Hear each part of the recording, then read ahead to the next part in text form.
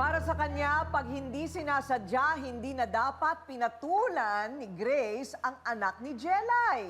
Lizelle, humarap ka na.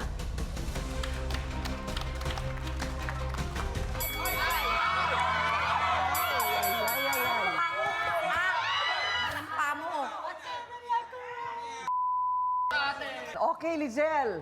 Bakit galit na galit si Grace sa'yo? Kasi po yung pagsumbong ko po kasi doon sa anak ni Jelay na sinabunutan niya. Nagdagan mo, kapal na mukha mo. Kasi naman, wala naman pa akong, kasi nabumili nga lang pa ako sa tindahan, kaya po ganun.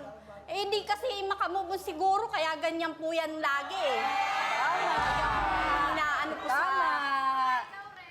Sobra po sa Ate Lizelle, ano ba? Bakit ba hindi siya makamove on sa nangyari? Saan ba siya hindi makamove on sa palagay mo?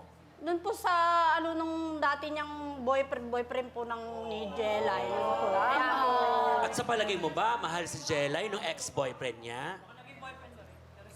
siguro po, hindi ko rin, kasi ang ko po talaga sa kanila, yan lang naman ang niya yung... Kinagagalit niya? Opo, at saka yung minsan nagpaparinig po siya, ganyan. Kaya po ako Wag pa sa talaga. kanya. Tibay naman ang mukha niyong Kapal dalawa. mo. Sobra ka. So talagang feeling mo nagsiselos O talaga parang siya? ganun po siguro, kasi kaya po naman sinaawa po na ako sa anak po ni Jelay. Saan nag-uugat yung asar ninyo sa Yun isa't nga po, hindi isa? makaroon ko sa kanya, ma'am. Tuwing makikita nila ako, lagi silang pare. Lalo na pag nagiinuman sila. Yun po kasi pag nagiinuman kami, nagtitrip na. Kung yung ano jowa lang niya po lagi pinaparinig. kasi ang nagbumibili ng iniinom namin. Kaya Kasi nga, nagsiselos siya. inuutukan Siya hindi nyo. siya binibigyan ng pera. Yun. Yung po doon nanggagaling yun. Hindi naman gagastos Hihingi yung siya isa ng kung pera, hindi hindi nyo siya tinetext, binibigyan. di ba? Siya naman ang saksi sa panlalait ni Jelay kay Grace sa tuwing makakainom. Ayan, si Jelay. Meron siyang ibang personalidad pag lasing na siya. Helen, humarap ka na.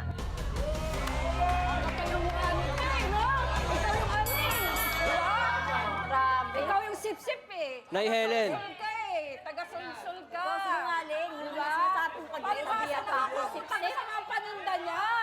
Okay. Nay Helen, may tanong po ako. Sul ka. Hindi nga sinaktan anak ko, hindi na nila. Sige, mamaya na lang. Okay. Inuman kayo, magkakundila kayong dalawa. Ding ding ding ding ding ding ding ding ding ding ding ding ding ding ding ding ding ding. Okay. Nay Helen, curious lang po talaga ako. Gaano po kagwapo yung ex nila para pag-awayan nila ng ganito? Gwapo. Kung bibigyan mo po ng score, 1 to 10, gaano po kagwapo? 8. 8 daw. Okay. Sinong artista po ang kahulma niya? Kamuka? Dennis Trillo? Dennis Trillo! Wow! Jenny Lynn! Okay, pero maiba naman po. Sasaksihan niyo po ba yung mga ginagawa ni Jelay kay Grace? Yung pintuan po namin, doon na sa may gilid sila nagiinuman. Yung mga sinasabi ni Jelay kay Grace, alam ko po yung mga paninilang ginagawa mo sa kanya. Kakautang ka lang kay Grace, kaya Hindi sa ganyan ka. nakakauto, Grace. Yung mga sinasabi mo na yung anak mo, sinabunutan, ginanin lang niya. Ginanin lang ni Grace. Siyempre sa ibang bata, akala ko sinaktan siya. Sasabihin niya sa akin yun dahil concerned siya. Dahil nagkagulo, nagkasiraan na nga po ng kanya-kanyang hanap buhay, paano naapektuhan si Ate Jelay nung siniraan na ni Ate Grace? Tawag pa nga po si Grace eh, kasi si Grace po nagtitinda yan.